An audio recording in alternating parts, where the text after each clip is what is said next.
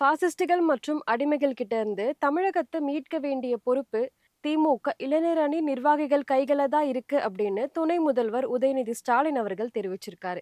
கோவை மாவட்டம் கனியனூரில் மேற்கு மண்டல திமுக இளைஞரணி நிர்வாகிகள் சந்திப்பு கூட்டத்தில் கலந்து கொண்டு பேசிய திமுக செயலாளரும் துணை முதல்வருமான உதயநிதி ஸ்டாலின் அவர்கள் மொழி உரிமை, கல்வி உரிமை, நிதி உரிமை என்று ஒவ்வொரு உரிமையையும் மத்திய பாஜக அரசு பறிக்க பார்க்கிறது அப்படின்னும், புதிய கல்விக் கொள்கை என்று கொண்டு வந்து தமிழ்நாட்டுக்குள்ள இந்தியையும் சமஸ்கிருதத்தையும் நுழைக்க பார்க்கிறாங்க அப்படின்னு குற்றம் சாட்டியிருக்காரு. சுயநலத்திற்காக அதிமுகவை பாஜகவிடம் எடப்பாடி பழனிசாமி விற்றுவிட்டார் என விமர்சித்த உதயநிதி, திமுக ஈடிக்கும் பயப்படாது, மோடிக்கும் மோடியின் டாடிக்கும் கூட பயப்படாது அப்படின்னு கூறியிருக்காரு. தேர்தலை காரணம் காட்டி மக்களுக்கான அரசு திட்டங்களை பாஜக அரசு முடக்க நினைக்கிறது அப்படின்னு விமர்சித்திருக்காரு. ஒவ்வொரு மாநிலத்திலையும் வெறுப்பு அரசியலை பாஜகவினர் பரப்புறாங்க அப்படின்னும், முதல்வர் ஸ்டாலின் இருக்கும் வரைக்கும் பாஜகவோட கலவர அரசியலை தமிழ்நாட்டுக்குள்ள நுழைய மக்கள் விடமாட்டாங்க அப்படின்னு கூறியிருந்தாரு. தற்போது நடக்க உள்ள சட்டமன்ற தேர்தலில் 8 கோடி மக்களினுடைய உரிமைகளை பாதுகாக்கும் போர் அப்படின்னு உதயநிதி ஸ்டாலின் அவர்கள் குறிப்பிட்டிருக்காரு.